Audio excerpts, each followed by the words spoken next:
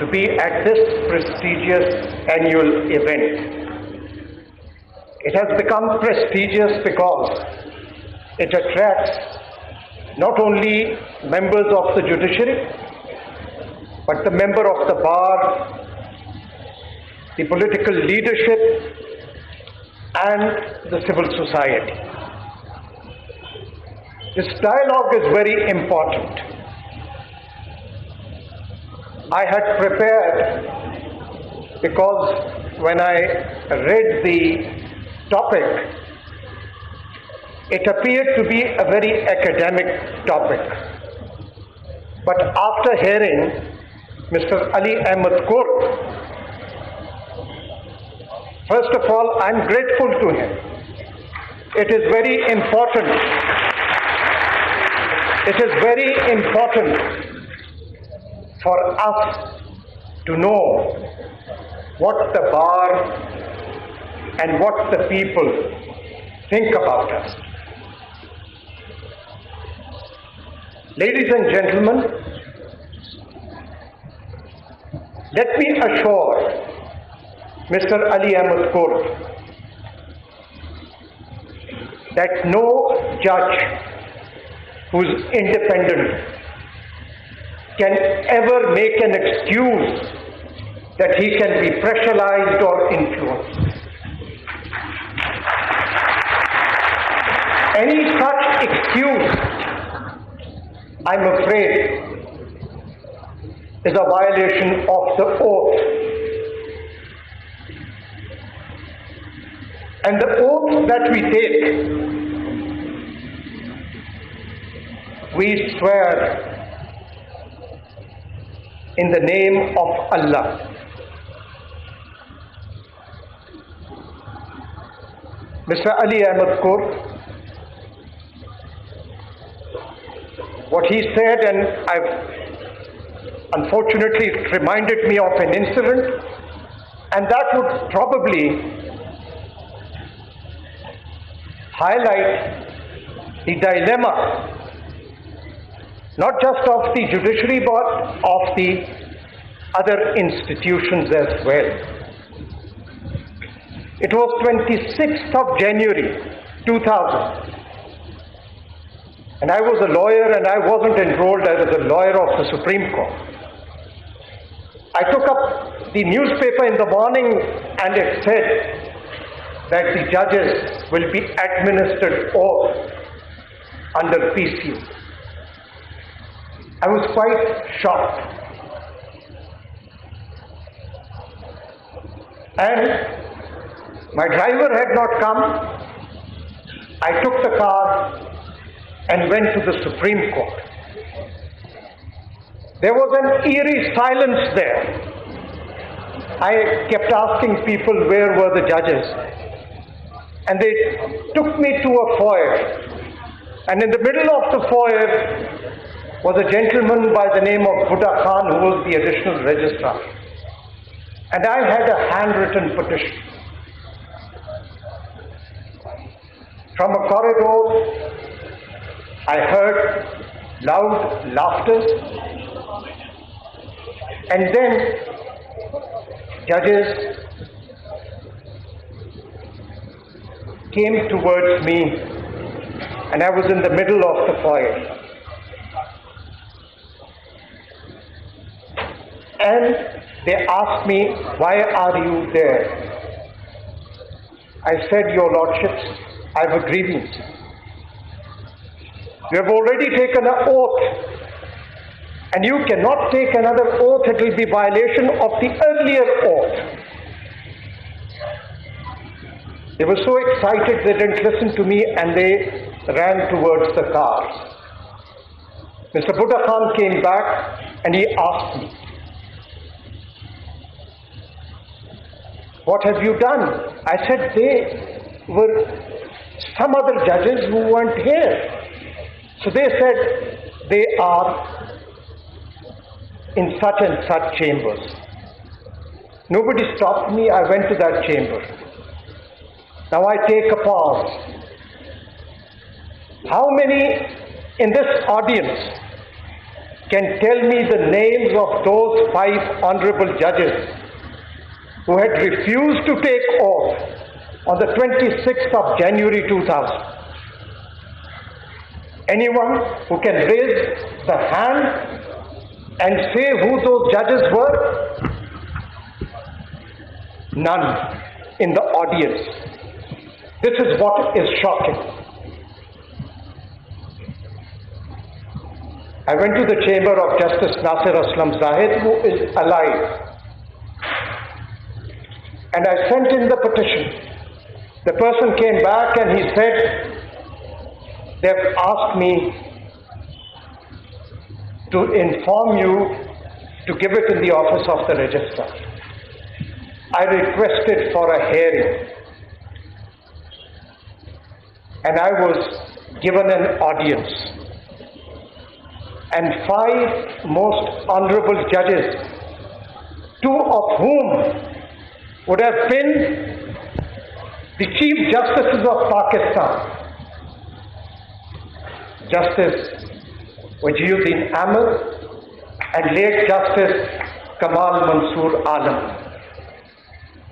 Justice Khalilur Rahman was also there, and Justice late Mamoon Qazi. They asked me, young man, what do you want?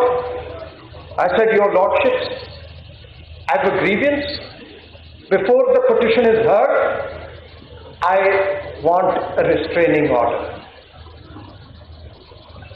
It was my right to have taken that petition. But 7 years after that, I'll again give it a pause. I'm sorry, Mr. Ali Ahmed Kaur. You started this, so I thought I'll change my speech. When I came down, there was again an eerie silence.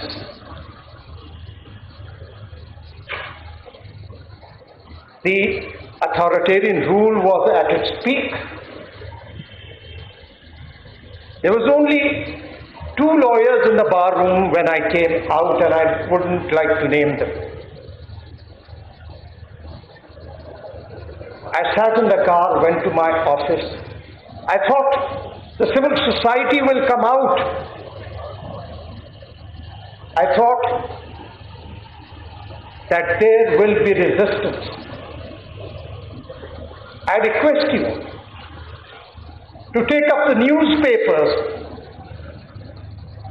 of 27th of January 2000.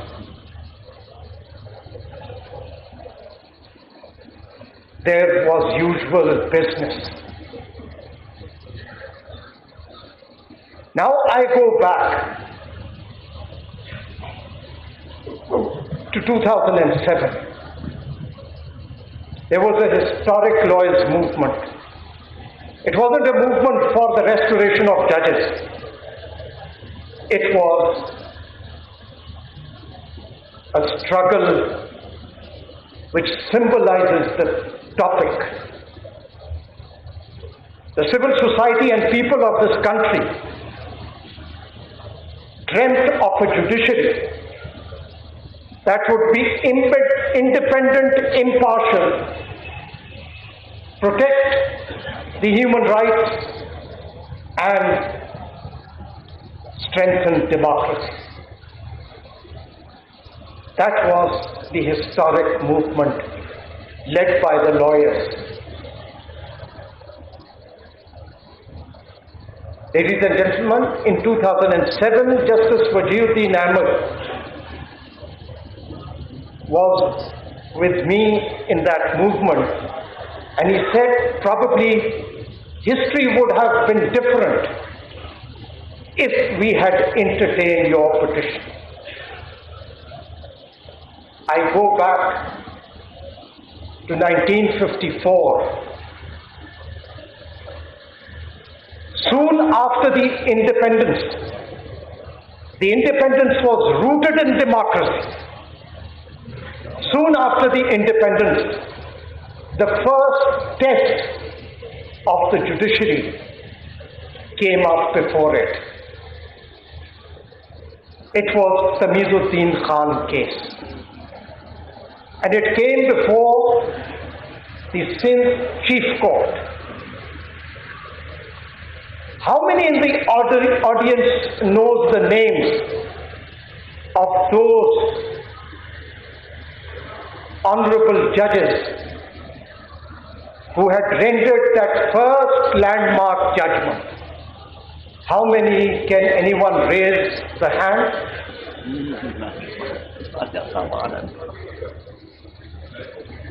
It was, again, you see, nobody knows. Nobody knows. The civil society does not know. That was the first step, and the judiciary should be proud of that. The bench was led by the Chief Justice, Justice George Constantine, and the other honorable judges were Justice Bachel, Justice Baksh, and Justice Viliani. Thank you, Mr. Ali Ahmed Kurd. You have changed the theme of this conference. That honorable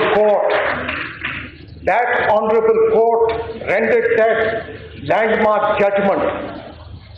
Had it not been deplorably reversed by the federal court, led by Justice Munir, the future of this country would have been very different.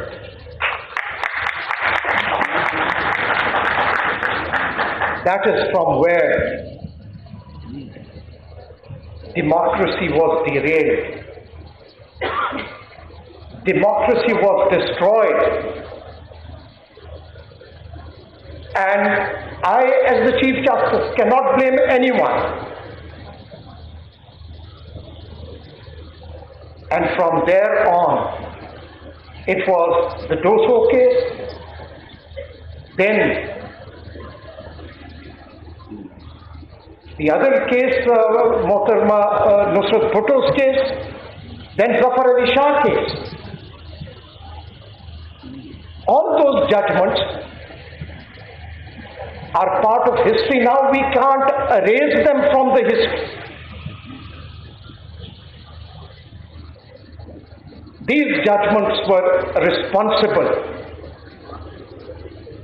for making and enabling those that have been referred to by Mr. Ali Ahmed Kurd to exercise their power.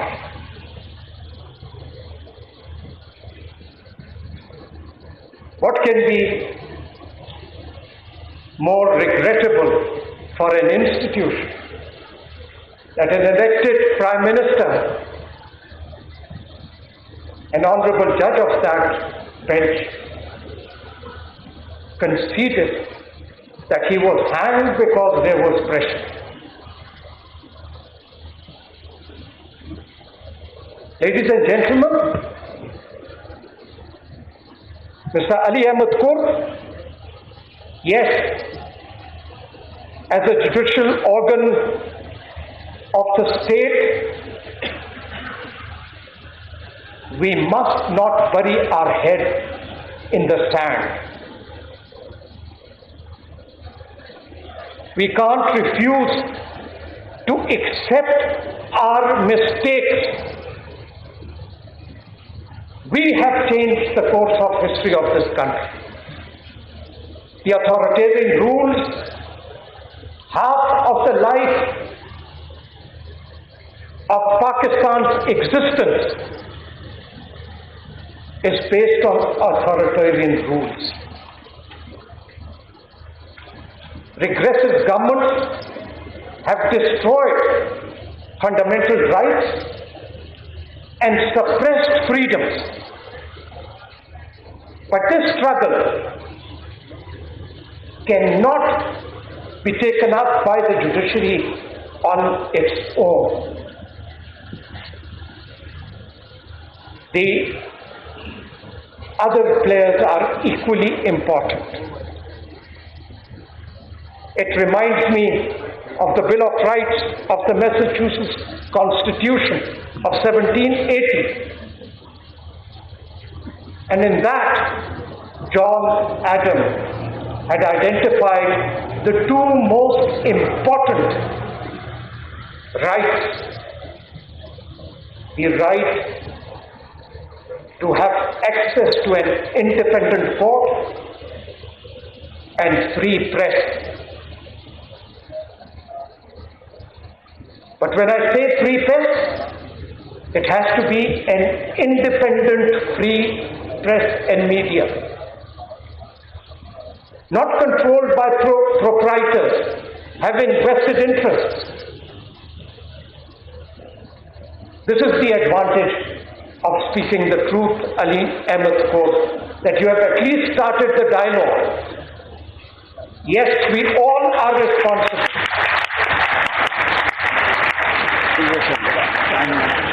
We all are responsible, but the buck stops at us, we the judicial organ.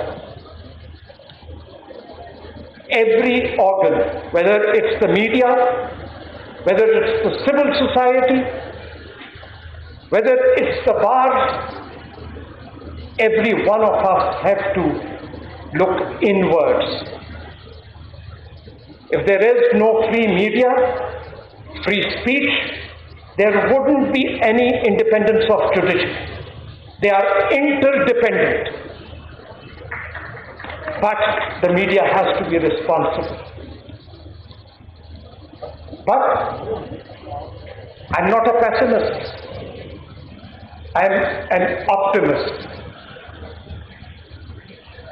I can assure this gathering on behalf of the Islamabad High Court that we have the resolve not to repeat our mistakes, not to bury our heads in the sand.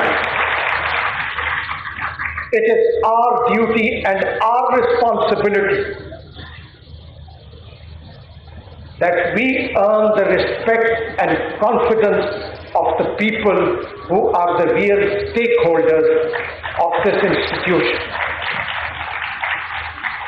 I hope the others would follow suit.